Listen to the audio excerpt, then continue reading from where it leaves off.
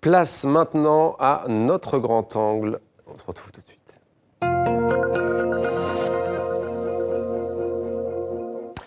Pour beaucoup d'Européens, l'enjeu de l'Euro de football ne sera pas exclusivement sportif. Il y aura quelque chose en plus, un enjeu politique, identitaire même. Mon équipe, c'est moi.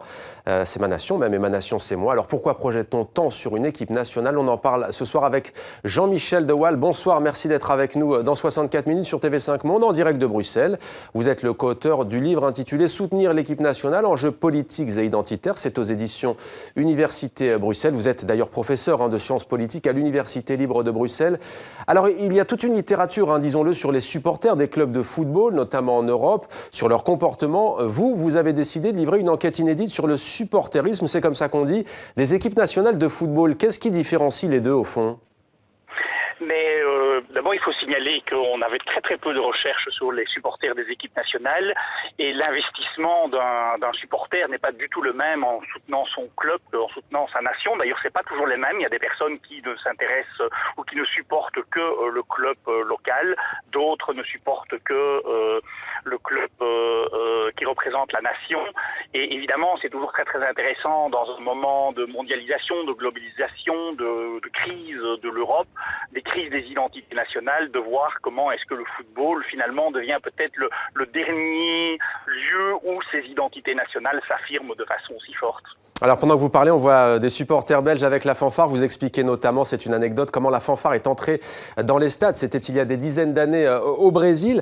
Jean-Michel de Waal, quelle définition donneriez-vous des supporters des clubs, des sélections nationales en tout cas? Qu'est-ce qui est projeté sur ces sélections? C'est pas franchement seulement du patriotisme, c'est pas exclusivement du nationalisme. C'est quoi au juste? Mais je pense qu'il y a deux choses. Il y a évidemment à la fois l'aspect national, patriote, et que l'équipe nationale permet à la nation de se représenter. Il n'y a plus tellement de moments dans nos vies où on peut se sentir français, suisse, sénégalais, parce que ces identités sont évidemment de plus en plus problématiques.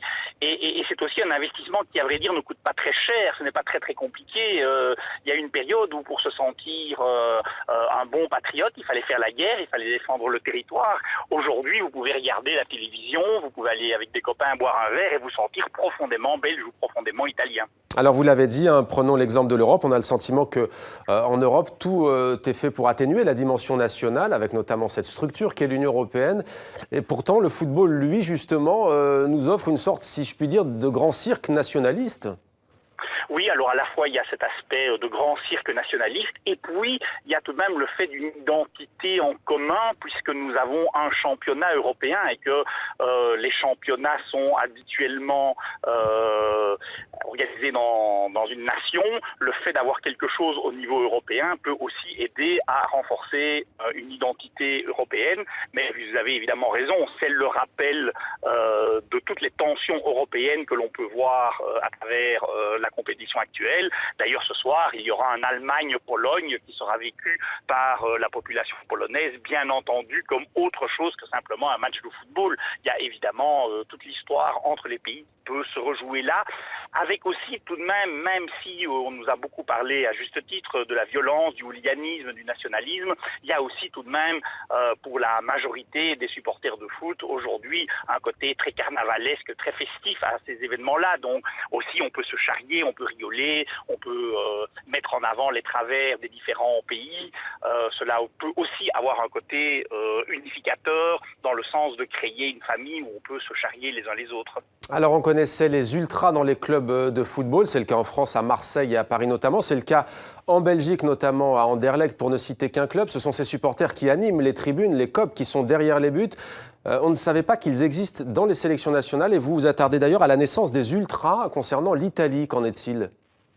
Oui, mais c'est-à-dire qu'il y a ces supporters qui décident d'investir l'équipe nationale de tout leur investissement, de toute leur énergie, de tout leur pouvoir.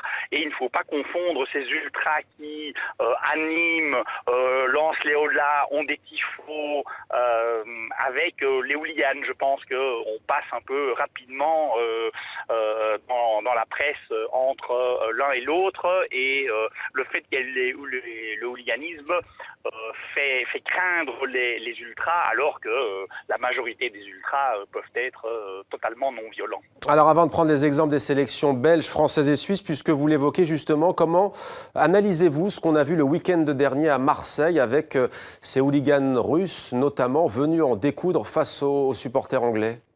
Mais je pense que c'est un phénomène qui est bien connu pour les spécialistes des pays du bloc de l'Est.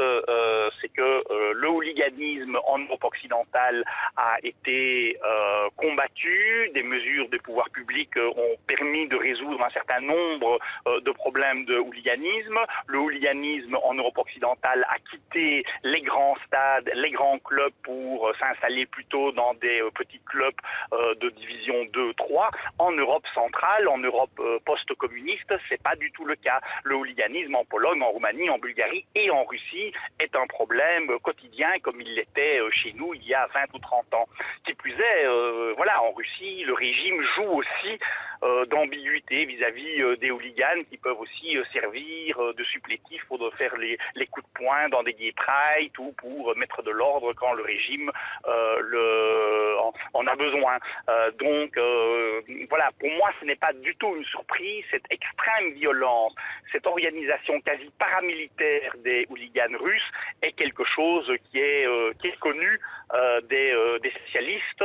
Je pense là que les autorités françaises, sans doute à juste titre omnibulées par la lutte contre le terrorisme, ont manqué d'à propos en ne voyant pas le danger venir.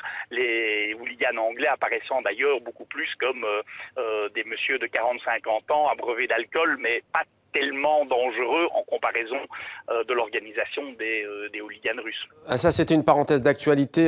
Jean-Michel Wahl, de soutenir l'équipe nationale de football, soutenir l'équipe nationale de football, enjeux politiques et identitaires. Prenons le cas de la sélection belge, des Diables Rouges. On le sait que la Belgique vit des divisions linguistiques, des divisions également politiques entre francophones et néerlandophones. Comment ça se traduit autour de l'équipe nationale ? Ah, mais écoutez, pour le moment, nous sommes une nation très unie en Belgique autour des Diables Rouges. Il y a même un certain nombre de responsables en Belgique francophone qui espèrent que les Diables Rouges vont sauver le pays. Les Diables Rouges sont investis de cette mission, en tout cas du côté francophone, d'aller le plus loin possible parce que cela aurait la vertu de rendre la Belgique de nouveau sympathique au nord du pays et à la population flamande. Maintenant, cette unité nationale, c'est quand on gagne. Nous avons perdu contre l'Italie et tout de suite, les questions communautaires ressurgissent. Pour moi, évidemment, un des plus beaux emblèmes de ces divisions, c'est l'hymne national belge, qu'il est très très difficile d'entonner avec ferveur, comme les Français peuvent le faire avec la Marseillaise ou les Anglais avec le God Save the Queen, parce que nous parlons deux langues différentes et qu'il est évidemment très difficile de mettre beaucoup de passion en chantant deux langues différentes. Alors, ce que vous venez de dire, Jean-Michel de Wahl, la France l'a vécu en 1998. Certains avaient parlé de récupération politique. On s'en souvient, d'autres avaient parlé justement de moments très plaisants. C'était le fameux Black Blamber. Aujourd'hui, il y a eu récemment la polémique avec Karim Benzema, avec tout ce débat sur le racisme. Comment interprétez-vous cette évolution particulière en France entre la Coupe du Monde 98 et ce qu'on vit aujourd'hui ?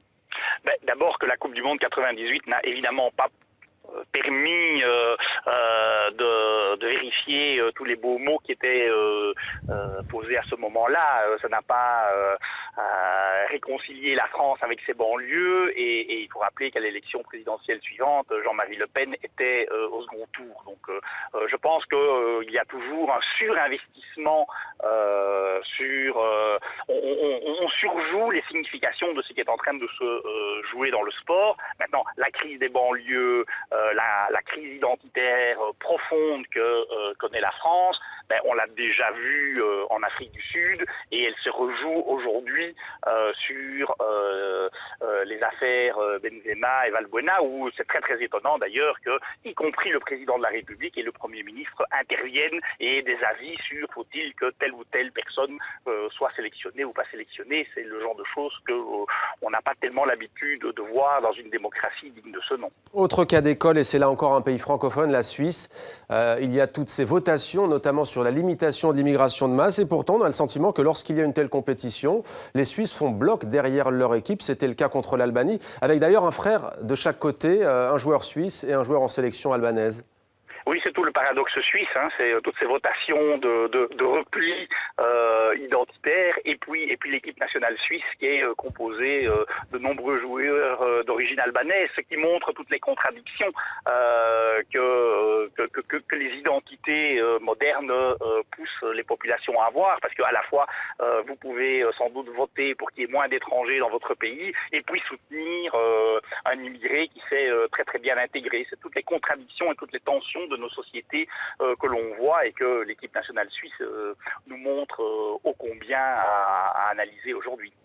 Alors l'Allemagne joue ce soir, vous l'avez dit, contre la Pologne, et la Mannschaft, comme on l'appelle, c'est son surnom, qui est désormais beaucoup plus métissée que par le passé. En quoi est, selon vous, une métaphore de la vie politique et de l'histoire de l'Allemagne de ces dernières années ? Ce qui se passe dans la société se passe dans le football. Le football est un miroir grossissant de nos sociétés. Le football exagère les grandes tendances de nos sociétés. Et donc, l'Allemagne est devenue multiculturelle. L'Allemagne intègre ses immigrés. Et dès lors, l'équipe nationale allemande est aussi multiculturelle.